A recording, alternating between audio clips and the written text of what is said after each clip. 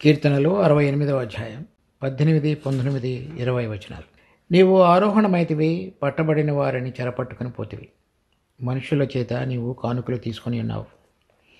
యెహోవా అను దేవుడు అక్కడ నివసించినట్లు విశ్వాసఘాతకుల చేత సహితము నీవు కానుకలు తీసుకుని ఉన్నావు. ప్రభువు స్తుతి నొందునుగాక. అనుదినము ఆయన మా భారము భరించుచున్నాడు. దేవుడే మాకు రక్షణకర్త అయి ఉన్నాడు. దేవుడు మా పక్షమున పూర్ణ రక్షణ కలుగుచేయ దేవుడై ఉన్నాడు. మరణము తప్పించుట ప్రభువైన యెహోవా వశము. ఈరోజు చదివినటువంటి ఈ వాక్య భాగం 18వ వచనం చాలా ప్రాముఖ్యమైనటువంటిది. దానిని అనుసరించి మిగిలినటువంటి ఆ 2 వచనాలు కూడా దానితో కలపబడి ఉన్నాయి. అవి కూడా మనకి చక్కటి ఉపదేశాన్ని అర్థం చేసుకోవటానికి ఆత్మ సంబంధమైన సూక్తులు రాయబడి ఉన్నాయి. ఈ 18వ వచనంలో చెప్పబడినటువంటి మాట, నీవు ఆరోహణమైతివి, పట్టబడిన వారిని చెరపట్టుకుని పోతివి. మనుషుల చేత నీవు కానుకలు తీసుకుని ఉన్నావు. మనుష్యుల చేత అని కాకుండా మనుష్యునిలో నీవు కానుకలు తీసుకుని ఉన్నావు. అంటే హెబ్రీ భాషలో మనుషుల చేతని కాకుండా నీవు మనుష్యునిలో నీవు కానుకలు తీసుకుని ఉన్నావు. యెహోవా అను దేవుడు అక్కడ నివసించినట్లు, అంటే ఎక్కడైతే ఆయన దేవుడు ఇదివరకు నివసించలేదో ఇప్పుడు అక్కడ నివసించగలిగేలాగున విశ్వాసఘాతకుల చేత సహితము, అంటే విశ్వాసఘాతకుల కొరకు నీవు కానుకలు తీసుకుని ఉన్నావు, కానుకలు పంచి ఉన్నావు. అది మనం గనక ఎఫెసీ పత్రిక 4వ అధ్యాయం 8వ వచనంలో, అందుచేత ఆయన ఆరోహణమైనప్పుడు చెరగా పట్టుకుని పోయి మనుషులకు ఈవులను అనుగ్రహించినని చెప్పబడి ఉన్నది. ఇక్కడ చెరగా పట్టుకొని పోయిన తరువాత మనుషులకు ఈవులను అనుగ్రహించను అని చెప్పబడి ఉన్నది. దాని తర్వాత ఏ విధమైన ఈవులు వారికి ఇవ్వబడ్డాయని చెప్పబడినప్పుడు 10వ వచనంలో, దిగినవాడు తానే సమస్తమును నింపునట్లు ఆకాశ మండలములన్నిటికంటే మరి పైకి ఆరోహణమైన వాడునై ఉన్నాడు. మనమందరము విశ్వాస విషయంలోనూ దేవుని కుమార్చిన జ్ఞాన విషయంలోనూ ఏకత్వము పొంది సంపూర్ణ పురుషుల మగు వరకు, అనగా క్రీస్తునకు కలిగిన సంపూర్ణతకు సమానమైన కలవార మగు వరకు ఆయన ఇలాగూ నియమించును. 13వ వచనంలో ఎవరు ఏ వరములు ఇవ్వబడ్డాయో అవి కూడా చెప్పబడింది. పరిశుద్ధులు సంపూర్ణులైనట్లు, క్రీస్తు శరీరము క్షేమాభివృద్ధి చెందినట్టుకు, పరిచర్య ధర్మం జరుగుటకును ఆయన కొందరిని అపోస్తలులు గాను, కొందరిని ప్రవక్తలను గాను, కొందరిని సువార్థికులను గాను, కొందరిని కాపురులను గాను, ఉపదేశకులను గాను నియమించును. ఈ వరములన్నీ కూడా సంఘం క్షేమాభివృద్ధి చెందగలగటానికి మన ప్రభు అయిన యేసుక్రీస్తు ఆరోహణమైన తరువాత ఈ వరములు సంఘము ఆయన శరీరం మీద ఆయన కుమ్మరించున్నాడు. ఇక్కడ మనం మొదటి నుంచి మరలా చూద్దాం. 68వ కీర్తన 18వ వచనం, నీవు ఆరోహణమైతివి, పట్టబడిన వారిని చెరపట్టుకుని పోతివి. మనుషుల కొరకు నీవు కానుకలను తీసుకుని ఉన్నావు. యెహోవా అను దేవుడు అక్కడ నివసించినట్లు విశ్వాసఘాతకుల కొరకు సహితము నీవు కానుకలు తీసుకుని ఉన్నావు. లేక ఇక్కడ మనం కనుక అదే వచనాన్ని ఈ ఎఫెసీ పత్రిక 4వ అధ్యాయం 8వ వచనంలో చూసినప్పుడు, ఆరోహణమైనప్పుడు చెరగా పట్టుకుని పోయి మనుషులకు ఈవులను అనుగ్రహించడని చెప్పబడి ఉన్నది. ఇక్కడ తీసుకున్నటువంటి కానుకలు విశ్వాసఘాతకుల మధ్యలో కూడా వారికి పంచి ఇవ్వగలగటానికి నీవు కానుకలు తీసుకుని ఉన్నావని చెప్తున్నాడు. ఇక్కడ మనం చదివినటువంటి ఈ భాగంలో మొదటి పంక్తి, నీవు ఆరోహణమైతివి, పట్టబడిన వారిని చెరపట్టుకొని పోతివి. అది మన ప్రభు అయినటువంటి యేసుక్రీస్తు మృతులలో నుంచి తిరిగి లేచిన తరువాత మరణమును దాని యొక్క ప్రభావం అంతటిని కూడా ఓడించి, మరణం యొక్క అంధకార సంబంధమైన శక్తుల యొక్క ప్రభావం అంతటిని కూడా, లేక మరణం యొక్క బలము గల వారిని అంతటిని కూడా ఓడించి, అతనిని యుద్ధంలో గెలిచినటువంటి విజయశాలిగా ఓడిపోయిన వారిని చెరగా పట్టి తీసుకుని వచ్చున్నాడు. చూడండి, ఉదాహరణకి న్యాయాధిపతులు 5వ అధ్యాయం 12వ వచనంలో, దెబోరా మేలుకొనుము మేలుకొనుము, దెబోరా మేలుకొనుము మేలుకొనుము, బారాకు కీర్తన పాడుము, అభినోయము కుమారుడా లెమ్ము, చెరపట్టిన వారిని చెరపట్టము. ఇప్పుడు ఎవరైతే ఈ బారాకు యుద్ధం చేసి ఓడించి ఉన్నాడో వాళ్ళందరినీ కూడా చెరపట్టుమని దెబోరా బారాకు కలిసినటువంటి కీర్తనలో ఉంది.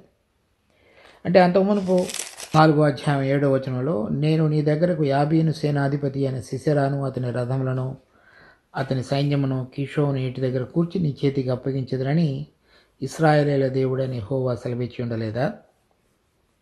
కనుక ఆ సిసెరాను వాళ్ళందరినీ కూడా ఓడించి ఈ కనాను రాజు అయినటువంటి సేనాధిపతి రాజు యాబీను అతని యొక్క సైన్యాధిపతి సిసెరా వాళ్ళని ఓడించి వాళ్ళని అందరినీ కూడా చెరపట్టినటువంటి సందర్భంలో దెబోరా బారాకు కలిసి పాడినటువంటి కీర్తనలో వాళ్ళు చెబుతున్నటువంటి మాటలు ఏంటంటే, అభినోయం కుమారుడా లెమ్ము, చెరపట్టిన వారిని చెరపట్టుము. అంటే ఎవరైతే ఇంతవరకు మనల్ని చెరపట్టి ఉన్నారో వారందరినీ కూడా ఓడించి తిరిగి వారందరినీ కూడా బందీలుగా యుద్ధ ఖైదీలుగా పట్టుకొనమని చెప్తుంది. ఇక్కడ మనం చదివినటువంటి 68వ కీర్తన 18వ వచనంలో కూడా నువ్వు ఆరోహణమైతివి, అంటే మృతులలో నుంచి తిరిగి లేచిన తరువాత మన ప్రభు ఆరోహణుడైన వాడుగా మనం చదువుతున్నాం. చూడండి కీర్తన 47 5వ వచనం, దేవుడు ఆర్భాటముతో ఆరోహణమాయను, బూరధ్వనితో ఆయన ఆరోహణమాయను. దేవుని కీర్తించుడి, మన రాజును కీర్తించుడి. దేవుడు సర్వభూమికి రాజు అయినాడు.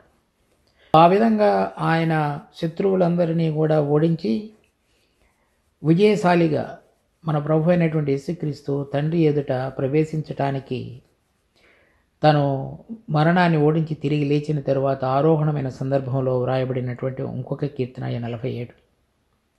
కీర్తన 24వ అధ్యాయం 7వ వచనం, గుమ్మములారా మీ తలలు పైకెత్తుకునడి, మహిమగల రాజు ప్రవేశించినట్లు పురాతనమైన తలుపులారా మిమ్మను లేవనెత్తుకునడి. మహిమగల ఈ రాజు ఎవడు? బల శౌర్యములు గల యెహోవా, యుద్ధశూరుడైన యెహోవా. తర్వాత 2 వచనాలలో కూడా అదే అంశం రాయబడినది.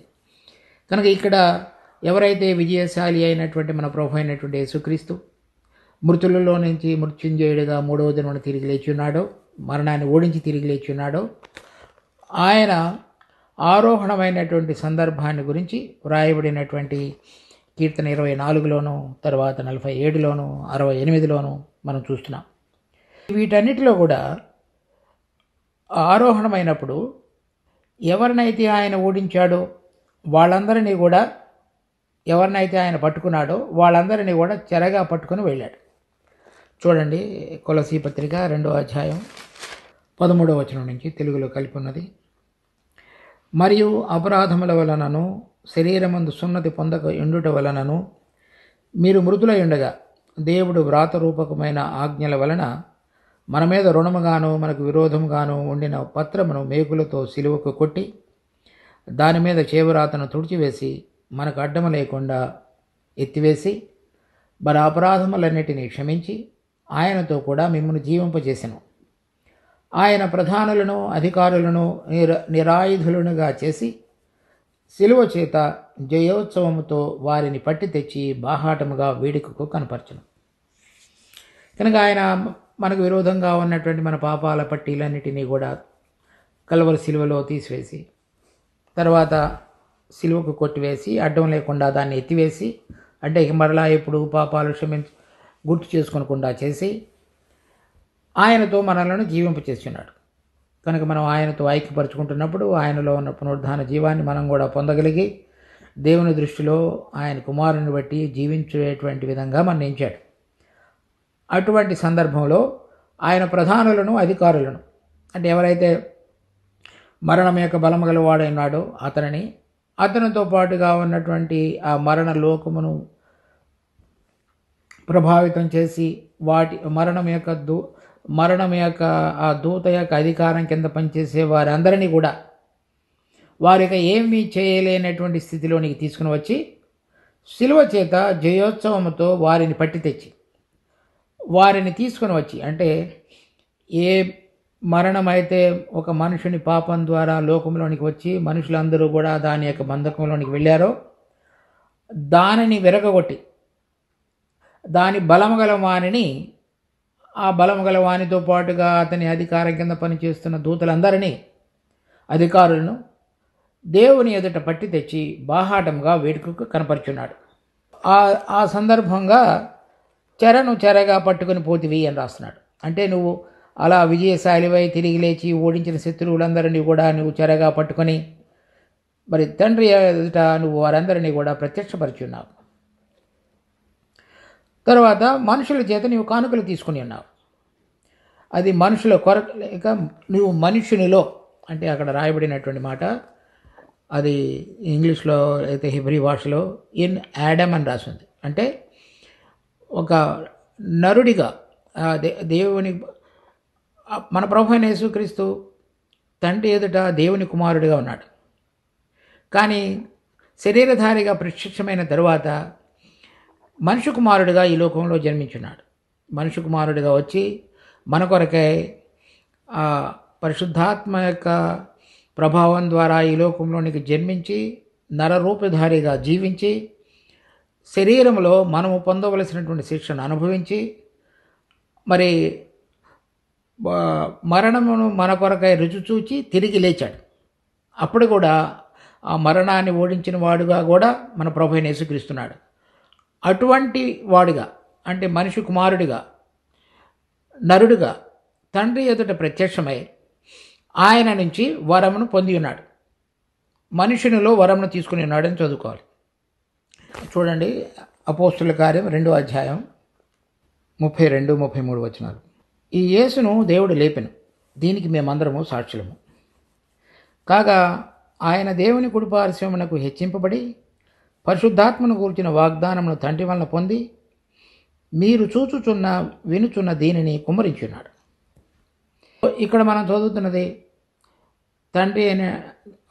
మన తండ్రి అనేటువంటి దేవుడు కుమారుడైన ప్రభు అయిన యేసుక్రీస్తు మృతులలో నుంచి లేచిన తరువాత విజయశాలిగా తండ్రి ఎదుట తను ఓడించిన శత్రువులందరినీ కూడా బాహాటముగా వేడుకు కనపరిచి ఆ సందర్భంలో తండ్రి అతనికి ఇచ్చినటువంటి ఆ పరిశుద్ధాత్మనే వరాన్ని అతను తీసుకొని హెచ్చింపబడి పరిశుద్ధాత్మను గూర్చిన వాగ్దానమును తండ్రి వలన పొంది, అంటే మనుషులను నీవు కానుకలు తీసుకుని ఉన్నావు. అంటే నరరూపిగా దారిగా ఈ లోకంలోనికి ప్రత్యక్షమైనటువంటి ప్రభువు మన కొరకాయ శిలువలో మరణాన్ని రుచి చూచిన తరువాత తిరిగి లేచి మరి విజయశాలిగా ప్రభు తండ్రి అయిన దేవుని ఎదుట ప్రత్యక్షమైనప్పుడు, ఆరోహణమైనప్పుడు తండ్రి అయినటువంటి దేవుడు అతనికి ఇచ్చినటువంటి ఆ వరాన్ని మనుషునిలో నీవు కానుకలు తీసుకుని ఉన్నావు. ఏ కానుక తీసుకుని ఉన్నావు? పరిశుద్ధాత్మ అనే వరమును కానుకగా తీసుకొని మీరు చూచుచూ వినుచున్న దీనిని కుమ్మరించున్నాడు. అది మరలా విశ్వాసఘాతకుల కొరకు, అంటే మన కొరకు ఆయన మన మీద దానిని కుమ్మరించున్నాడు.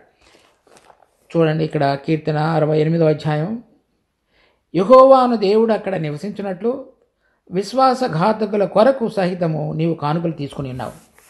అంటే ఎవరైతే ఆయనకు లోబడలేదో, విశ్వసించలేదో, ఎదురు తిరిగి ఉన్నారో వారందరూ అని అర్థం. అంటే అవిశ్వాసులుగా ఉండి విశ్వాసులుగా మారిన మనము ఆయన ద్వారా కానుకలు పొంది మన మధ్యలో దేవుడు నివసించినట్లుగా ఆ వరమును మనకు మీద ఆయన కుమ్మరించున్నాడు. పరిశుద్ధాత్మ దేవుడు వచ్చినప్పుడు జరిగిన విషయం ఏమిటి? మనందరం కూడా దేవుడిని ఎరగని వారంగా ఉన్నప్పుడు పరిశుద్ధాత్మ దేవుడు మన పాపముల విషయమై మనల్ని ఒప్పించి మనం ఆయనను అంగీకరించినట్లుగా మన హృదయాలలో వెలుగును ప్రసాదించి మనం ఆయనను అంగీకరించినప్పుడు పరిశుద్ధాత్మ దేవుడు మనలో నివసించి ఆయనకు అనుగ్రహించబడిన వరముల ద్వారా మనందరం కూడా ఆయనకు దాసులుగా పనిచేయగలిగేటట్లుగా చేసి దేవుడు మన మధ్యలో నివసించేటట్లుగా మనందరినీ కూడా ఆత్మచేత ఐక్యతలోనికి తీసుకొచ్చినటువంటి విధం అది. ఆ గొప్ప కార్యమును ఆయన ఓడించిన శత్రువులందరినీ కూడా చెరగా పట్టుకుని పైకి తీసుకుని వెళ్ళి తండ్రి చేత పరిశుద్ధాత్మనే వరమును పొంది దానిని విశ్వాసఘాతకులుగా, దేవుడిని ఎరగని వారంగా, దేవునికి శత్రువులుగా ఉన్నట్లుగా ఉన్న మనందరం భక్తిహీనులుగా, బలహీనులుగా, దేవుడిని ఎరగని వారంగా, శత్రువులుగా ఉన్న మన మీద ఆయన ఆ వరములను కుమ్మరించున్నాడు. అది మనం ఆ చెరగా పట్టుకొని పోవటం అనేటువంటిది చాలామంది ప్రభు అనేటువంటి యేసుక్రీస్తు తిరిగి లేచినప్పుడు అంతకు మునుపు వరకు చనిపోయి ఆ చెరలో ఉన్నటువంటి, లేక పాతాళంలో ఉన్నటువంటి, లేక మరణలోకంలో ఉన్నటువంటి అనేక మంది భక్తులను ఆయన పైకి తీసుకుని వెళ్ళి ఉన్నాడని అనుకుంటున్నారు. కానీ అలా వ్రాయబడలేదు. సో ఎందుకనగా చూడండి, అపోస్తలుల కార్యం 2వ అధ్యాయం 29-30 వచనాలు. సహోదరులారా, మూలపురుషుడకు దావీదును గూర్చి మీతో నేను ధారాళంగా మాట్లాడవచ్చును. అతడు చనిపోయి సమాధి చేయబడెను. అతని సమాధి నేటి వరకు మన మధ్యనున్నది. తర్వాత 34వ వచనంలో, దావీదు పరలోకమునకు ఎక్కిపోలేదు. అయితే అతడు ఇట్లనెను, నేను నీ శత్రువులను నీ పాదముల క్రింద పాదపీఠముగా ఉంచు వరకు నీవు నా కుడి పార్శ్వమున కూర్చుండమని ప్రభువు నా ప్రభువుతో చెప్పెను. కనుక ఇది ఈ పేతురు మాట్లాడుతున్నటువంటి ఈ మాటలు అపోస్తలుల కార్యం 2వ అధ్యాయంలో జరిగినటువంటి సంఘటన. మన ప్రభువైన యేసుక్రీస్తు తిరిగి లేచిన తరువాత 50వ రోజు పెంతెకొస్తు దినం.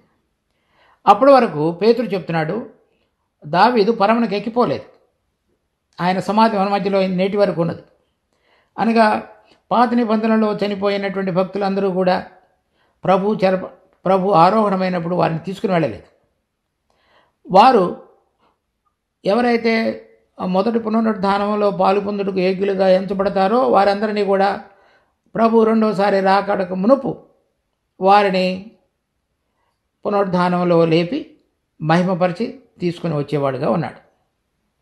అంతవరకు మృతులు ఏదైతే మృతుల లోకానికి వెళ్ళి ఉన్నారో అక్కడనే ఉండి ప్రభు తిరిగి రాక మునుపు మృతులైన వారు మొదట ఆయన యందు లేతురు.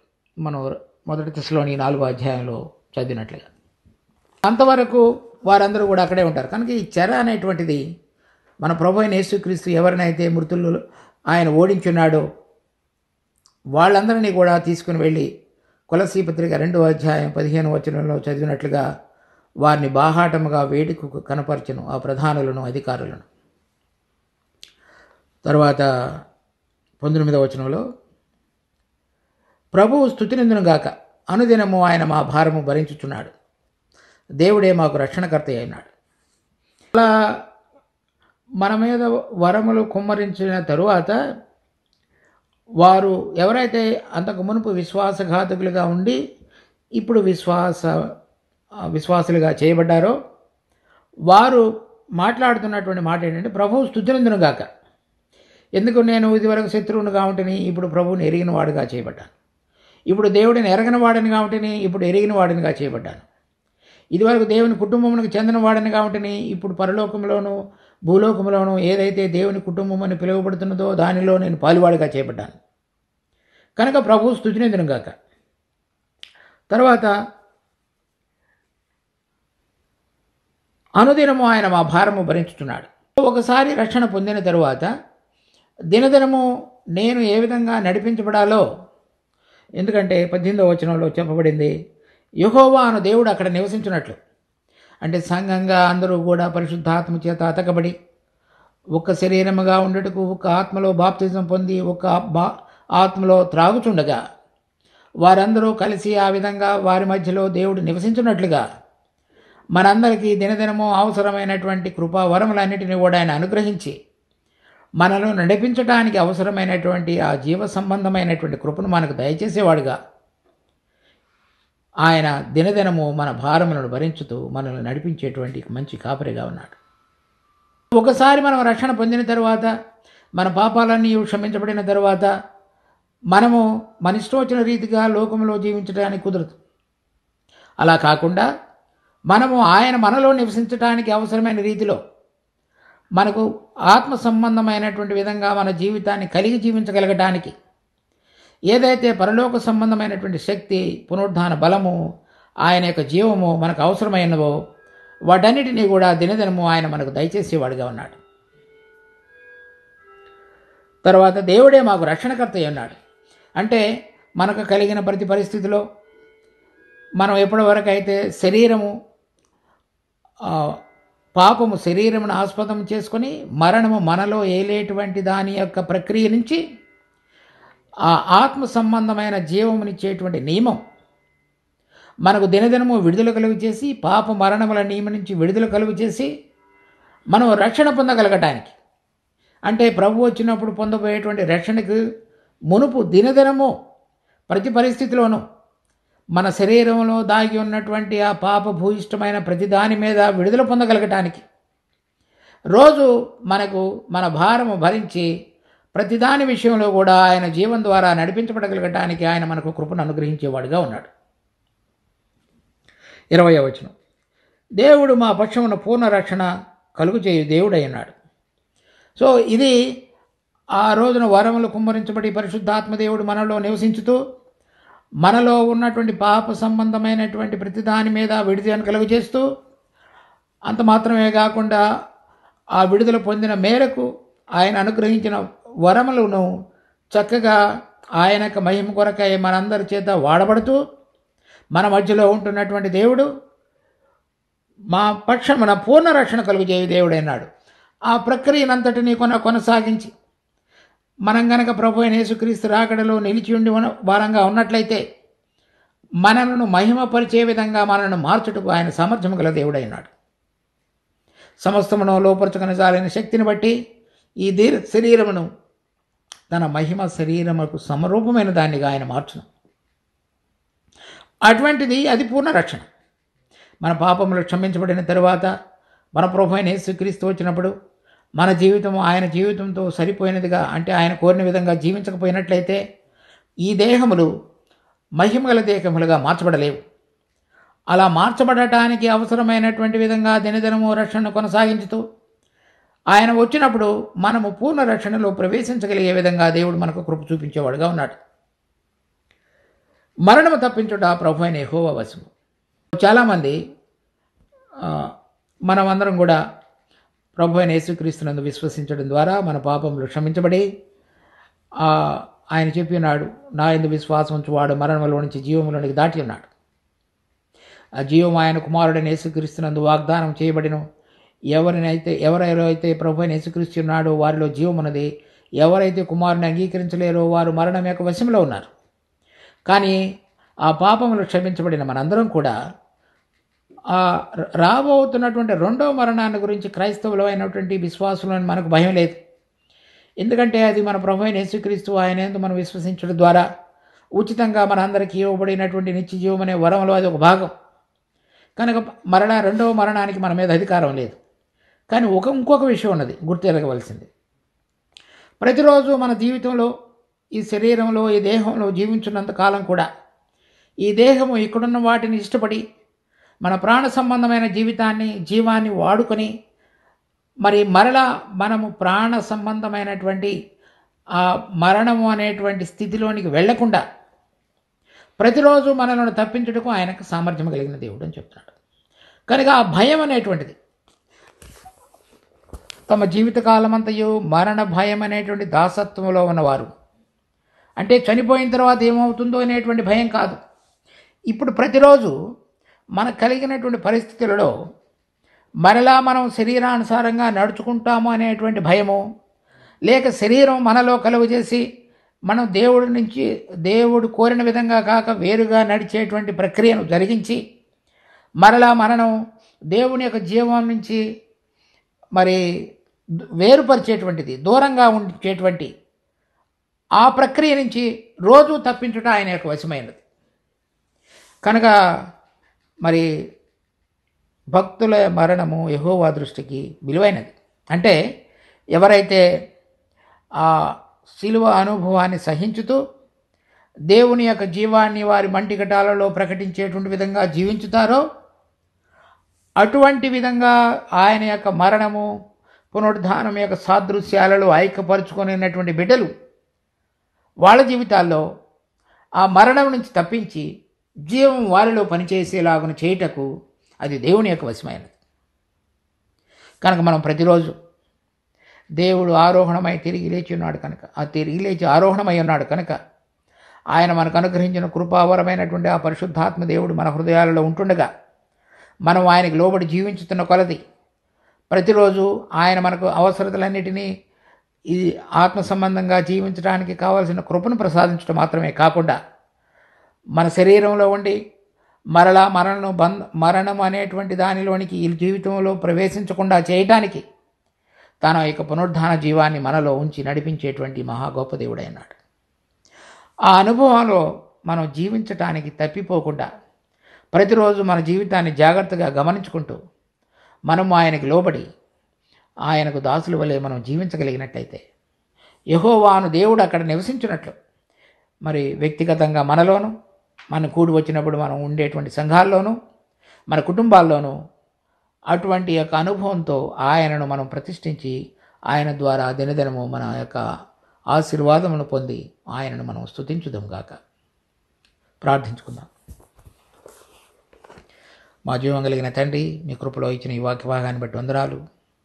దీన్ని మా కొరకే ఆశీర్వదించి మేము మీ ద్వారా నిజంగా ఆశీర్వదించబడినటువంటి బిడ్డలంగా మీరు మాకు అనుగ్రహించిన కృపావరాన్ని బట్టి ఆ వరంలో మేము మీరు పొందిన జయంలో పాలివారమై ప్రభా మీ నామమునకు స్తుతులు చెల్లించుతూ ప్రతిరోజు మా యొక్క జీవితంలో మరి అపవాది ఆ మరణం యొక్క దశలోనికి నడిపించటానికి మమ్మల్ని వెనక్కి నెట్టడానికి ఈ లోక సంబంధమైన విషయాలలో ఆసక్తి కలిగి జీవించడానికి తీసే ప్రతి ప్రయత్నం మీద మాకు జయాన్ని అనుగ్రహించి మీ ద్వారా నడిపించబడటానికి అవసరమైన దినదిన మా భారమును భరించడానికి అవసరమైన మీ కృపను మాకు దయచేసి మీ యొక్క పునరుద్ధాన శక్తి మాలో చక్కగా ప్రకటింపబడినట్లుగా ఈ మంటిఘటాలను మీరు రోజు సిద్ధపరచండి.